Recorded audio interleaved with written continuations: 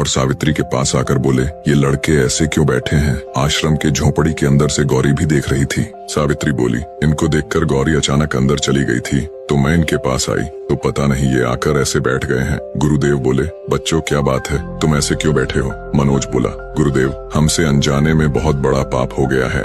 गुरुदेव हमें जो सजा देंगे हमें मंजूर है। गुरुदेव बोले, आखिर हुआ क्या, हमें भी बताओ। सभी मौन बैठे थे। सावित्री बोली, बेटो हमें बताओ कि आखिर बात क्या है। तब हिम्मत कर राहुल बोला कि माथे, हम तीनों ने ही आपकी बेटी के साथ अभद्रता की थी। ये सुन सावित्री हैरान हो गई। क्रोध तो बहुत आया पर उन लड़कों के विनम्र भाव ने माँ की ममता को शांत कर दिया। रोहन बोला, माता हमें पता है हमसे बहुत बड़ा पाप हुआ है, आप हमारे माता पिता समान हो, हमें जो सजा देंगे हमें खुशी खुशी मंजूर है। सावित्री गुरुदेव की तरफ देखी, बताइए मुझे कुछ नहीं समझ आ रहा है, बेचारों से गलती तो हुई है लेकिन हिम्मत कर आश्रम माफी मांगने आए हैं। गुरुदेव ने बिना कुछ जवाब दिए अंदर जाकर एक खत लिखा और अपने एक सेवक को देकर कहा कि इस खत को गांव पहुंचा दिया जाए। उन तीनों लड़कों से कहा, आप जाइए, कल सुबह 9 बजे आश्रम आ जाना, इस पर कल बात होगी।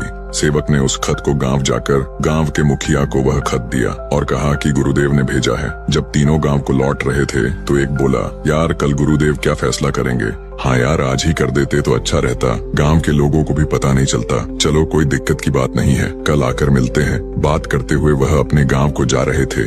इधर मुखिया भी थोड़ा हैरान था कि गुरुदेव ने खत भेजा आज पहली बार। मुखिया ने जैसे ही खत को खोल पढ़ना शुरू किया वह हैरान हो गया। उसमें गुरुदेव ने लिखा था कि कल 10 बजे गांव के सभी बुजुर्ग व्यक्ति और पंचायत के सदस्य मेरे आश्रम में आने का कष्ट करे, किसी गंभीर विषय पर चर्चा करना है। मुखिया ने ये बात अपने कुछ सदस्यों से बताया। दादू गुरुदेव ने ऐसा खत पहली बार भेजा है, पता नहीं भैया कोई तो बड़ी बात जरूर है। मुखिया ने उस खत के अनुसार सभी गांव के घरों में सूचना पहुंचा दिया। सुबह करीब 8 बजे का समय था। तीनों लड़के आश्रम की ओर चल दिए। आश्रम गांव से थोड़ा दूर था। सभी आश्रम को प्रस्थान किया। आश्रम पहुंचकर देखा तो गुरुदेव ध्यान में लीन बैठे थे। वह तीनों जमीन में हाथ जोड़कर बैठ गए। करीब 10 बज गई। रोहन की नजर पड़ी कि आश्रम में तो पूरे गांव के लोग आ रहे हैं। मनोज और राहुल भी हैरान हो गए कि लोग यहाँ क्यों आ गए। जगदीश ने देखा कि मेरा बेटा यहाँ पहले से उपस्थित है। थोड़ी शंका हुई लेकिन अंदर ही अंदर गर्व महसूस हुआ कि शहर से अच्छी शिक्षा लेकर आया है मेरा बेटा। सभी गांव के लोग गुरुदेव के सामने बैठ गए। जब गुरुदेव ध्यान से उठे,